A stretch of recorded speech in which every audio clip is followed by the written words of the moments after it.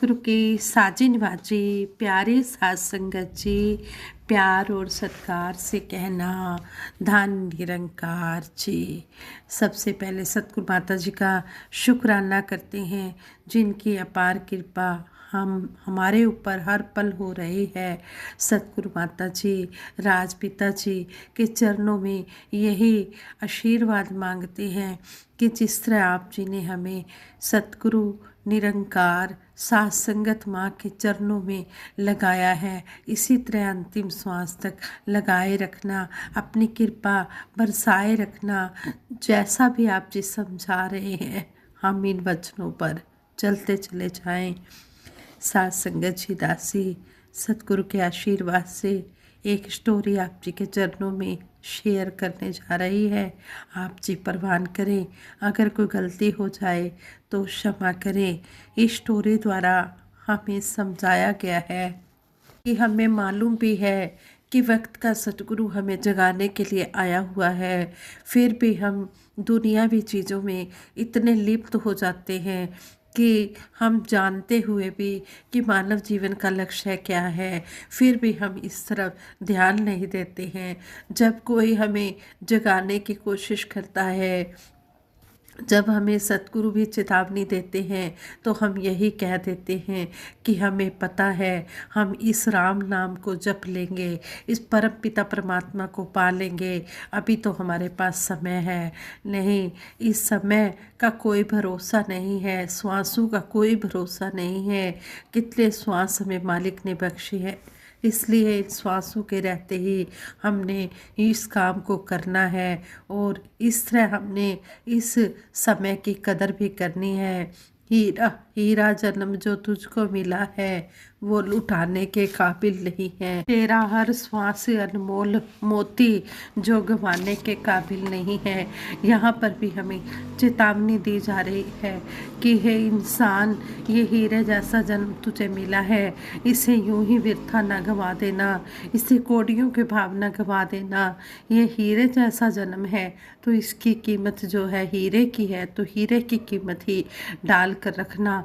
जब हीरे की कीमत तभी पड़ेगी जब इस परमपिता परमात्मा को तू जान लेगा, इसकी भक्ति भी करेगा और गृहस्थ धर्म का पालन भी करेगा। इसी तरह कहते हैं कि एक सज्जन को अमृतसर जाना था। वह निश्चित समय से 20-25 मिनट पहले ही प्लेटफार्म पर आ पहुंचा।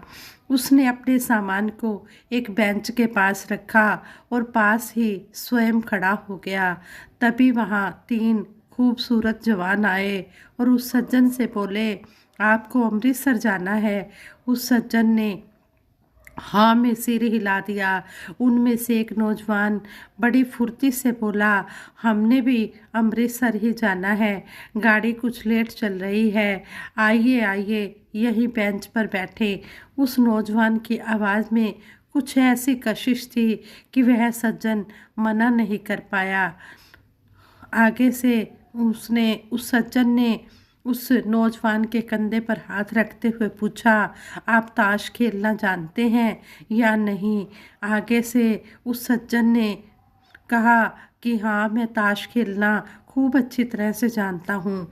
तो वह आगे से वह सज्जन कहने लगे, चलो हो जाए एक आध गेम, समय भी कट जाएगा और वैसे भी आप सफ़र पर जा रहे हैं, 4 पैसे भी आपके इकट्ठे हो जाएंगे। इतना कहते हुए उस नौजवान ने जल्दी से अपने 2 साथियों को भी बुला लिया। उस सज्जन के अंदर का जो लालच था, लोभ था, वह जाग उठा। उसने हंसते हंसते एक आध गेम खेलने की हामी भर दी, एक आध गेम खेलने की हाँ कर दी।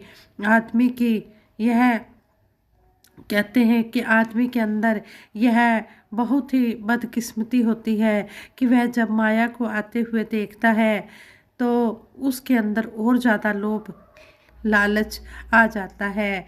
कहते हैं आई माया ता हस्या बंदा, गई माया ता रोंदा है, 10 का बंदे मरन दे वेले की तू नाल ले जांदा है। कहते हैं कि माया को देख के वो माया में इतना ग्रसित, इतना लिप्त हो जाता है कि वो मायापति को तो भूल ही जाता है। तो इस तरह उसके अंदर ये माया का लोभ जाग गया। देखते ही देखते उन्होंने, जो वो सज्जन थे, उन्होंने ताश मार दी और गेम शुरू हो गई। उस सज्जन को पहले ही गेम में काफ़ी सफलता मिली। फिर दूसरी गेम शुरू हो गई। दूसरी गेम में भी उसे सफलता प्राप्त हुई। उसके हाथ में पैसे बढ़ने लगे। समय बीते देर नहीं लगी, तभी दूर से आती गाड़ी की विसल सुनाई पड़ी। अब गाड़ी प्लेटफार्म पर पहुंचने ही वाली थी। प्लेटफार्म पर गाड़ी के इंतजार में खड़े मुसाफिर यात्री अपना अपना सामान संभालने लगे, लेकिन विशल सुनने के बाद भी ताश में मस्त वह सज्जन उठा नहीं। पास ही एक और अन्य सज्जन खड़े थे। उन्होंने उस सज्जन से कहा, गाड़ी की विशल सुनाई दे रही है, गाड़ी बस पहुंचने ही वाली है, उठकर सामान संभालो। आगे से वह सज्जन ताश का पत्ता फेंकते हुए कहता है, मैं बहरा नहीं हूँ, मैंने विसल सुन ली है। दूसरे ही पल गाड़ी प्लेटफार्म पर आकर लग गई, लेकिन वह सज्जन ताश में इतना मस्त था कि उसने सोचा अभी तो गाड़ी लगी है, अभी छूटने में काफ़ी टाइम है, तब तक एक दो बाजियां और खेल लेता हूँ। पास खड़े उसी सज्जन से फिर किसी ने कहा, आपकी गाड़ी आ चुकी है, सामान बढ़ा लो, भीड़ ज़्यादा है, बाद में सामान चढ़ाने में भी बड़ी मुश्किल हो जाएगी। माया के रंग में रंगे उस सज्जन ने लापरवाही से कहा, मैं अंधा नहीं हूँ, मैंने देख लिया है, गाड़ी आ चुकी है, आप अपनी फिक्र कीजिए, मेरी चिंता करने की आपको कोई ज़रूरत नहीं है। सज्जन ऐसा बोल रहे थे।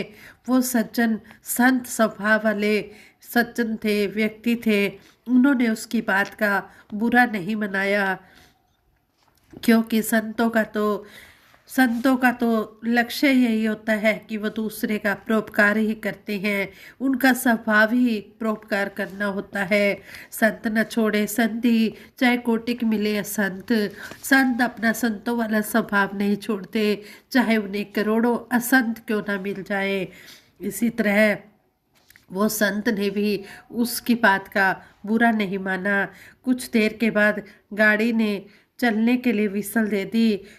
उस परोपकारी सज्जन ने फिर उससे एक बार फिर कहा, गाड़ी छूटने वाली है, जल्दी सामान गाड़ी में रखो, नहीं तो गाड़ी अगले स्टेशन के लिए रवाना हो जाएगी और तुम गाड़ी पकड़ ही नहीं पाओगे।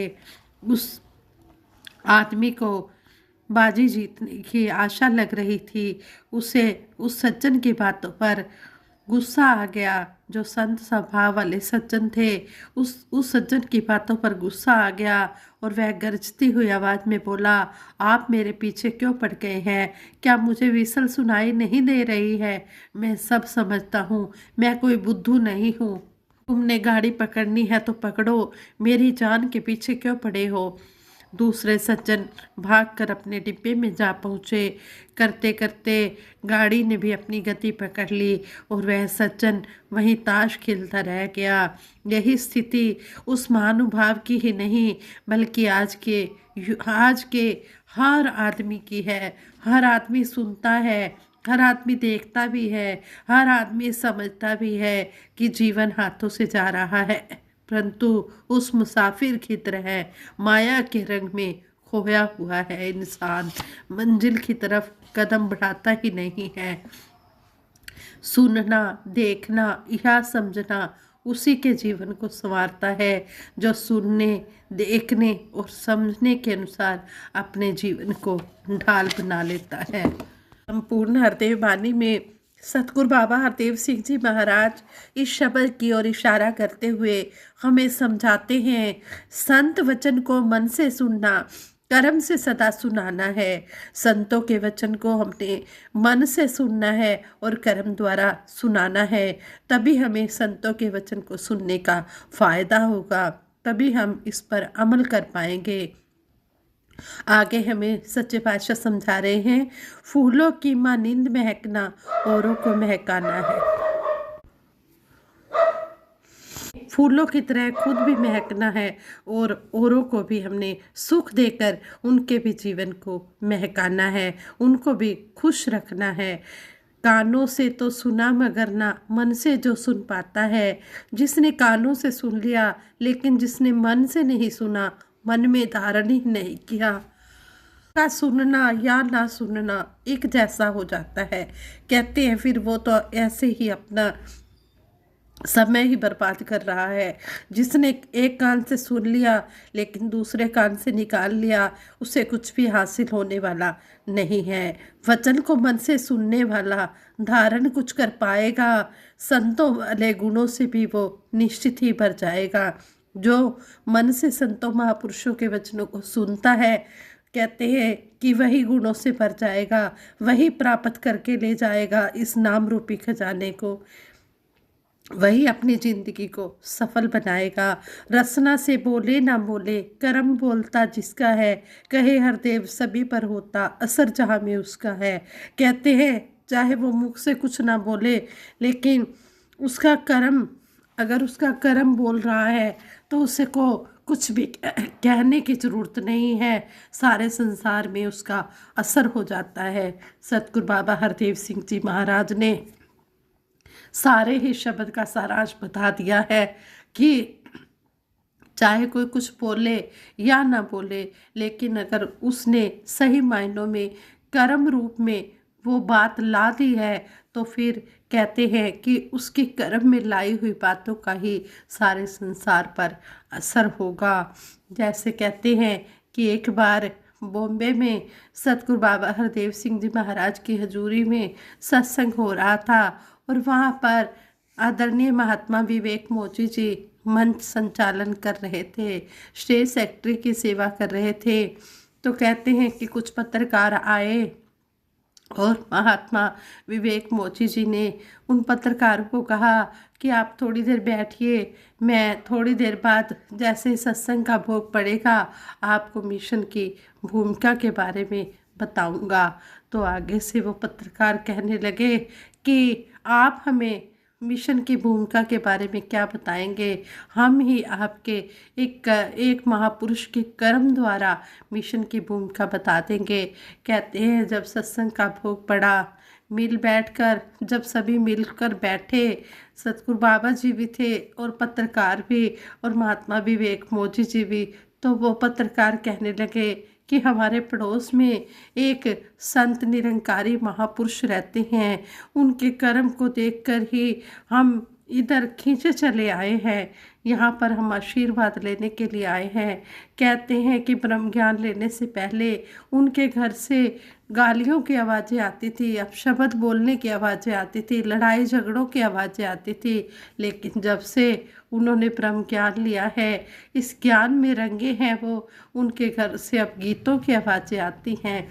जब वो महापुरुष अपनी ड्यूटी पर जा रहे होते हैं तो वो अपनी पत्नी को, बच्चों को धन निरंकार करके घर से निकलते हैं, और जब वो आते हैं तब भी अपने बच्चों को, अपनी पत्नी को धन निरंकार करती हैं।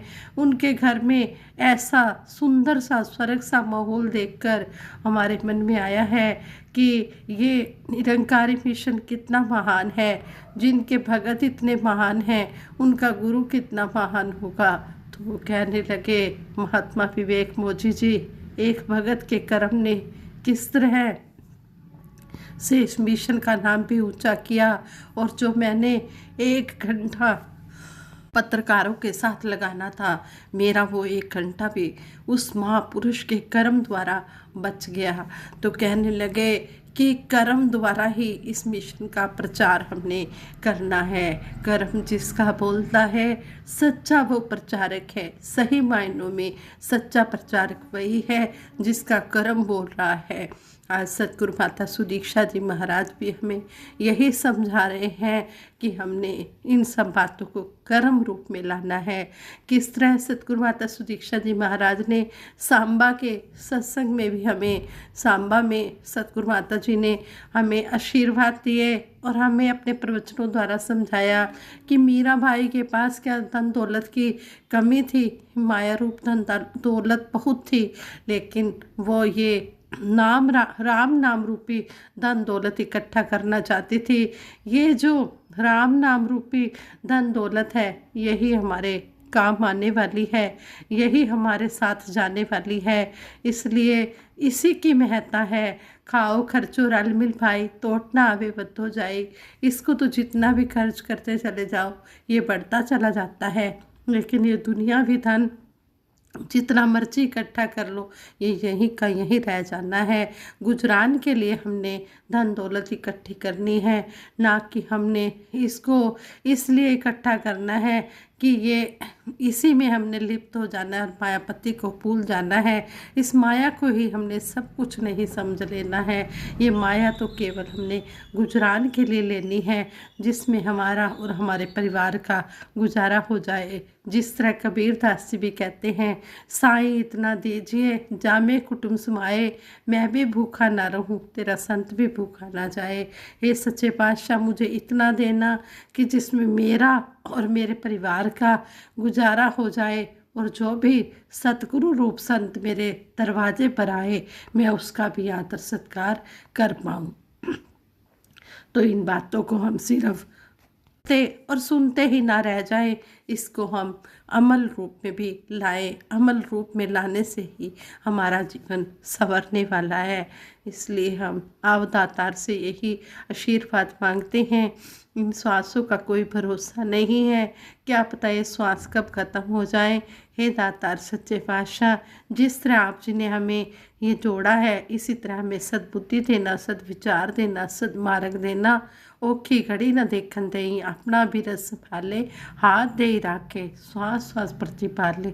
सच्चे पातशाह, किसी को भी कोई मुश्किल की घड़ी ना दिखाना, अपना मेहर भरा हाथ हर एक जीव के ऊपर रखना, अपनी मेहर भरी नज़र रखना। इसी तरह आप जी के चरणों में जुड़कर आशीर्वाद लेते रहे। सबके भले की कामना के लिए दासी सिमरन कराए कि सभी ने मिलकर सिमरन में सहयोग देना है। तू ही निरंकार मैं तेरी शरण हाँ, मैनू बख्श लो। तू ही निरंकार मैं तेरी शरण हाँ, मैनू बख्श लो। तू ही निरंकार मैं तेरी शरण हाँ, मैनू बख्श लो। बोलिए सतगुरु माता सुदीक्षा सविंदर हरदेव जी महाराज की जय। निरंकारी राजमाता गुरु बचन अवतार की जय। साथ संगत जी प्रेम से कहना, धन निरंकार।